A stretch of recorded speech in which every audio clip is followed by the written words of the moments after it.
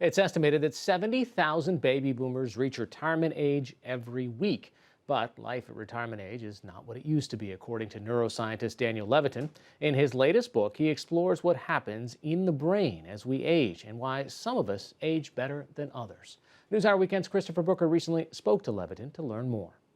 Daniel Levitin, a neuroscientist and professor emeritus of psychology at McGill University, has written extensively about the brain. Also a musician, he has written best-selling books examining the effect of music on the brain, as well as about how to think straight in an age of information overload.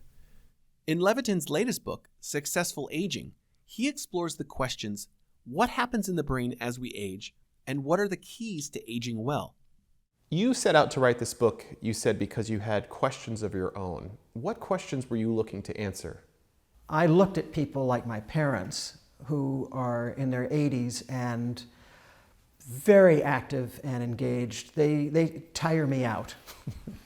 And people like Jane Goodall or Rodney Crowell, still only in his 60s, but I think doing the best work of his career.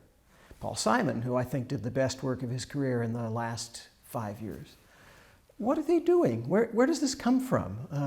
I wanted to know. I wanted to get some of that for me. How have your views changed about your own aging process?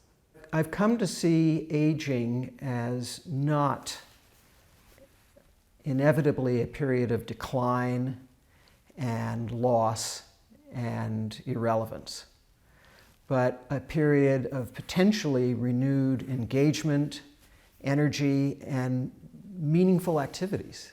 Getting older myself, I'm 62, I'm spending more time with older people who are just marvelously entertaining, full of life, and full of activity. In researching the book, Levitin spent time talking about the aging process to everyone from former Secretary of State George Shultz to jazz legend Sonny Rollins to the Dalai Lama. I think the main source, main strength, is I'm Buddhist monk. You see, every day, pray and thinking, my body, speech, and mind, dedicated well-being of other. One of the things that emerged in my research is that as we age into our 70s and 80s, we're a lot better at some things than younger people. And one of them is pattern matching. If you go to see a radiologist, you want a 75-year-old radiologist, not a 35-year-old radiologist, because they've seen patterns. They're much better at detecting cancers. Does the expanded ability to recognize pattern, does it make it harder for people to change their views or to maybe look at something differently? It can, and you have to fight that. I think that we have to avoid complacency as we get older, because we do tend to get set in our ways. We tend to want to look at things the same way. We want to go to the same restaurant that we know is going to give us a good meal. We want to hang out with the same friends who we know are not going to make us feel bad about ourselves. But we have to fight that because the influx of new ideas and challenging our conventional modes of thinking is important brain food. Not just our individual health, but the health of the larger community. Your number one recommendation of your top 10 things to do, number one was don't retire. Yeah. Jane Goodall said this, she said, don't retire, keep going. But she said, if you retire, make sure you have something equally compelling that will engage you. That could be philanthropy. It could be education. Let's talk about sleep. There's a lot of misconceptions about sleep as we get older. The myth is, old people don't need as much sleep. Total myth. The fact is, old people do need 8 or 9 hours of sleep. The Dalai Lama attributes a lot of his health to 9 hours of sleep every night. But as we get older, a lot of the hormonal and chemical changes in our bodies make our biological clocks harder to keep regular. So just staying up an hour or two later when you're older can affect you for weeks.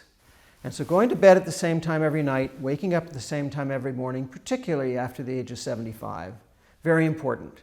Why do some people age better than others? Some of it is genetic, some of it's environmental. If you had stressors, early stressors as a child, that's going to play against your fortitude and composition. But the good news is we can overcome that. Genetics is not a prescription. Genetics is just an influence, like your childhood, and you can rebuild yourself. Because that's one of the other key points, is that essentially it's never too late. You can change yourself at any age. That's the good news. You can look at your life when you're 75 and say, I'm going to do something different, and do it. If you look across the world, across the 60 countries that have been studied, the peak age of happiness tends to be about 82. People get happier. Now, there's a neurochemical basis for this. Your neurochemistry shifts. But there's also kind of a psychological and very practical basis. You realize you've gotten through all these things that were stressing you out. If you make it to 82, you've managed. You're okay.